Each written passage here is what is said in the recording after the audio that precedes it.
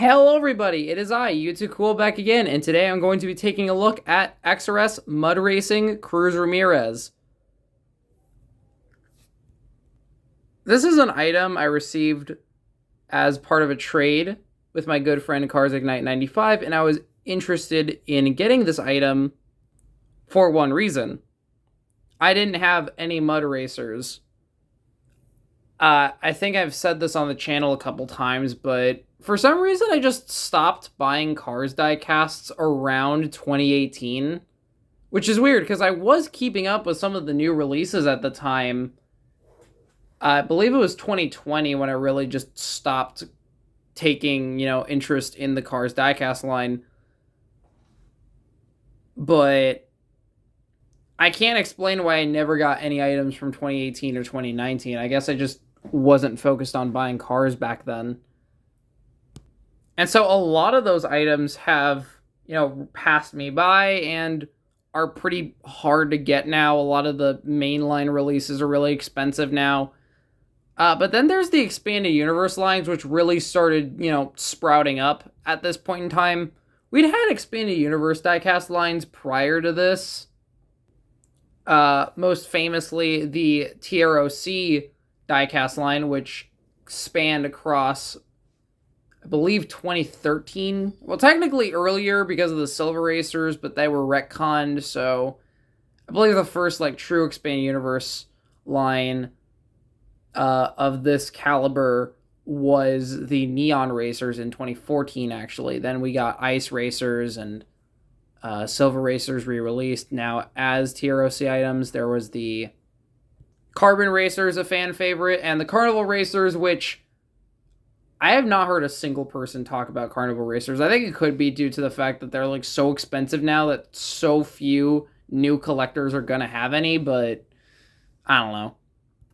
Point is, I passed up on a lot of Expanded Universe items, so I was really grateful to basically get one for free to sort of sample, hey, do I like this specific Expanded Universe line? Because I feel like each of the Expanded Universe lines are very, I don't want to say hit or miss, but I feel like you're either the target demographic or you're not.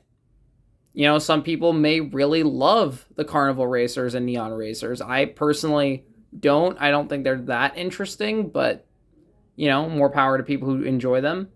Same with the XRS series, because the XRS line, it crossed 3 different types of racing. There were these 4x4 style mud racers with their little cages over here and their souped up fenders.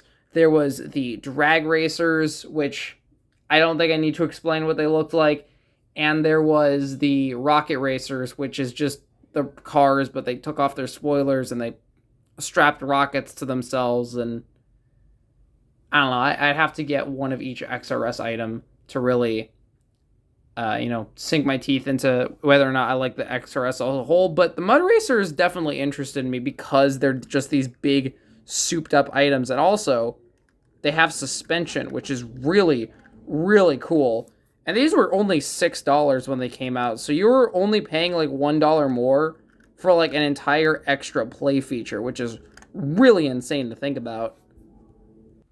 With the recent rise of Expanded Universe lines now entering the main line, there's been discourse on stuff like whether or not it's worth it, because on one hand, yeah, I think it's really annoying that most of the budget is being spent on just recolors. Not really recolors. What I mean is because we had the GRC line, which were recolors, and so it made sense for them to be in the main line, because why would you pay an extra dollar? The Ice Racers were literally just the World Grand Prix racers, but with different colored paint. So you were paying an extra dollar for just a new coat of paint. And so I'm really grateful for the GRC being the exact same price as regular car singles. But then you have stuff like Race and Rescue where there are new molds and everything. So in some ways, it's actually better that they're in the main line because it's a better deal that you're paying for these items in the main line, because they're cheaper than if they're sidelines, for example. Race and Rescue is turning into a sideline, which I'm really grateful for. But all this to say, it's really interesting seeing how these expanded universe lines have really developed over the course of the diecast line. And even though, currently I think they're a little too big for their boots, it's still cool that, some of these had actual good reasons to be sidelines that were a little more, a little bit bigger price and all that. So that's what I wanted to talk about with Mud Racer Cruz because, it all kind of started around the XRS line. And admittedly, some of the expanded universe lines have gotten a little gimmicky. I'll save that for if I ever get an endurance racer or a rocket racer, because I think that was definitely the pinnacle of scrambling for gimmicks to justify the higher price point. Anyways, this Cruz sports a new expression compared to the regular Dynaco Cruz, which I brought out. Now, if you're wondering why I have most of my Thunder Hollow cars out right now, that's because canonically this race, the Mud Race, took place at Thunder Hollow. On the card back, it had Thunder Hollow, and they even made an XRS version of Miss Fritter and RV of all characters.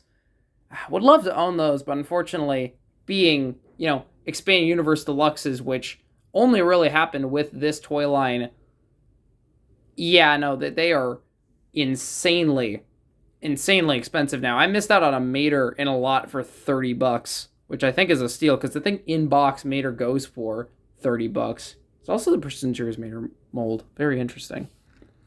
But yeah, Cruz has this really cool determined expression. I believe I made an edit of Cruz with this expression once.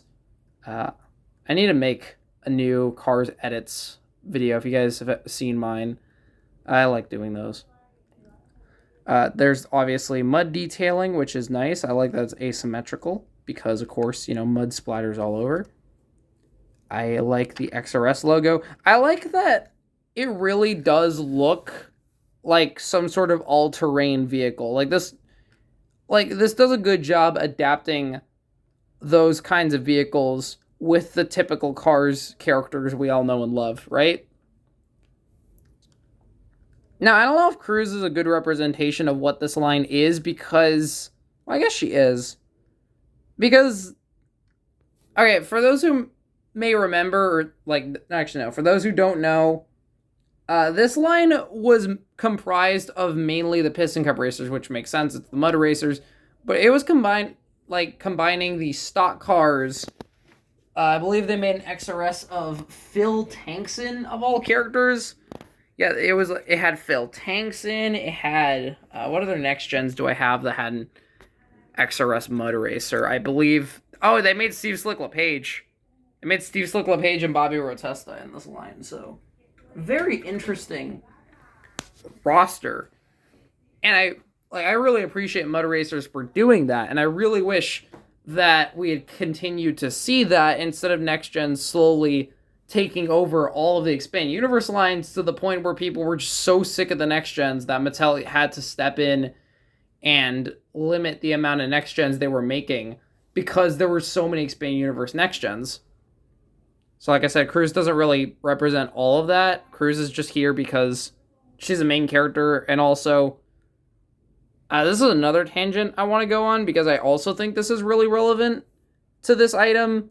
I feel like Cruz typically gets really snubbed in expanded universe lines. There are just several expanded universe lines that don't have a Cruz for some reason, and it's really bizarre.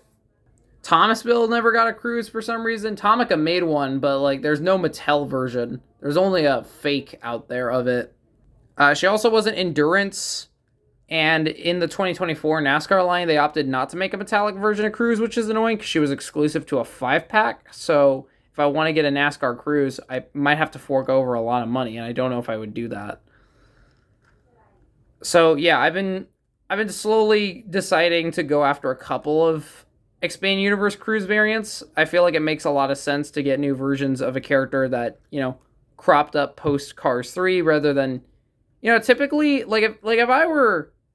if this had been me a couple years ago, I probably would have gone for all the McQueens because, main character, but I think Cruz is a little more interesting to talk about, especially since I think Cruz has a bit more of an exciting XRS variant. I believe McQueen I know XRS Mud Racer McQueen is kind of well liked, but I don't know. It's just interesting going after Cruz variants. Anyways, yeah, I really need to stop rambling. This video is 10 minutes long right now. So we have the big fenders here again, sort of resembling a 4x4 or some sort of buggy. Yeah, as you can see here, the suspension. I believe the monster trucks from Monster Truck Mater had some type of suspension, but it was less of a spring-loaded sort of suspension. So I can't open up the item and show the construction, but I have to imagine this was not easy, and I think it's really cool that this exists at all. Like this feels like something that someone would make out of like like a Hot Wheels or something. This is like screaming Hot Wheels, but like in a good way, unlike the endurance racers. AO, you know, it's so cool just having this item just like be so posable and just you don't do that with a regular car. I don't want to do it with my regular cars right now. Unless maybe I get, like... Here's a Vietnam chick that I also got in a lot. See? He doesn't really spring as much. He doesn't bounce. He's just like that. So yeah, it's just really interesting. Over there are the wheels. Funnily enough, Cruz continues to have the metallic next-gen rims. Just the tires themselves are just souped up. They're, like, massive. Like, here, let me just compare it to regular Cruz.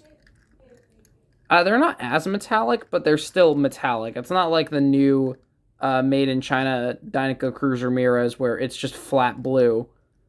I don't know if any other Expanded Universe Cruz variants also changed the wheels to be like a flat blue. And I know Glow Racers did, but other than that, I'm not too sure. Dynaco. I don't think this is the roll cage, but it's some sort of little side piece to, I guess, help with the car off-roading. XRS just all on the side here. Very few Dynaco logos, which I completely forgot about, even though I've owned this item and have messed around with it a little bit. Not as many, like, references to the Dynaco logo. It's just the 51, which is really interesting. Over here at the... As you can see, the fenders are part of the diecast because it's chipping over here. Very interesting choice. Gas cap. And the mud flaps. Oh, they made XRS George Newen as well. I think that was actually George Newen's first single, technically, because...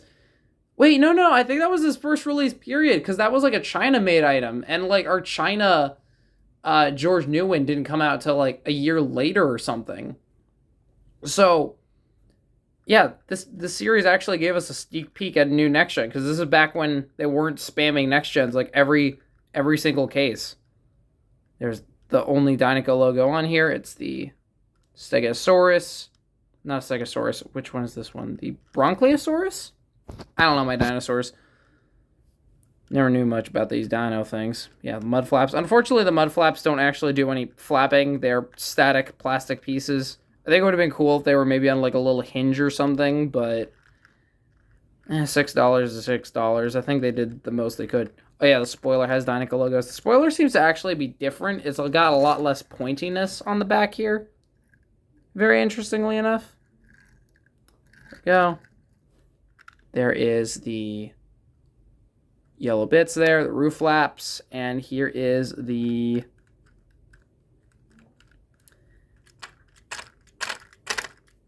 Nobody has found anything. Thinking aloud here. The detailing of the suspension, which is really nice. Boop-a-doop boop. The base here. 2928 EA. So yeah, like I said, this is a really just fun item to own for me, and I'm honestly kind of tempted to get more of the XRS racers. I would probably not get them in box. Maybe. I would probably get one just to see what the card back is like, but I think what's most likely going to happen is I would only get like a single lot with a couple more I really want to go for Speedy Comet because I like Speedy Comet, and I believe that's the only expanded universe variant of that character. Who else? Definitely Cal Weathers. I initially thought that Cars Ignite had a spare of Cal Weathers, but it was Cruz this entire time, so. Definitely get some of the stock cars. Maybe get one of the next gens. Probably Steve Slick LePage, just so I can have a Steve Slick LePage. I know it's not going to be the real one, but, you know, anything is better than nothing. Isn't that right, Bobby Rotesta, whose Motor Racer is currently $98 online? People are that desperate for Bobby Rotesta. Mattel, just like, repaint Speedy Comet and make Bobby Rotesta. People are willing to shell out money. Easy repaint, easy money. I'm honestly really hoping that Mattel does fully return to Cars 3 stock cars at some point. Because again, people would eat it up. I think the only reason Speedy Comet isn't doing so well on the store shelves is because Speedy is the only Cars 3 stock car. And so Speedy's been in enough cases to fill out the Cars 3 stock cars, if that makes sense. Speedy is in about 5 cases this year, max. So, and 2 of the cases were canceled. So you're getting a lot of back-to-back Speedy Comets in a case. So I'm really hoping that, you know, we see more of Cars 3 stock cars beyond Speedy Comet. Even just like, even if we just get, like, Red Meeker back, I would take that. Yeah, a lot of preamble. Not even preamble, just rambling. So, yeah, XRS Motor Racer Cruz. I would overall rank this item pretty highly. I am super happy to have this. Like, look at this. This is so fun. This is like a buzzer. It's always fun to do this. It's like a fidget toy. So, yeah, overall, pretty good. That's all I have for today. Hope you all enjoyed the review, and I shall see you all around. Bye-bye.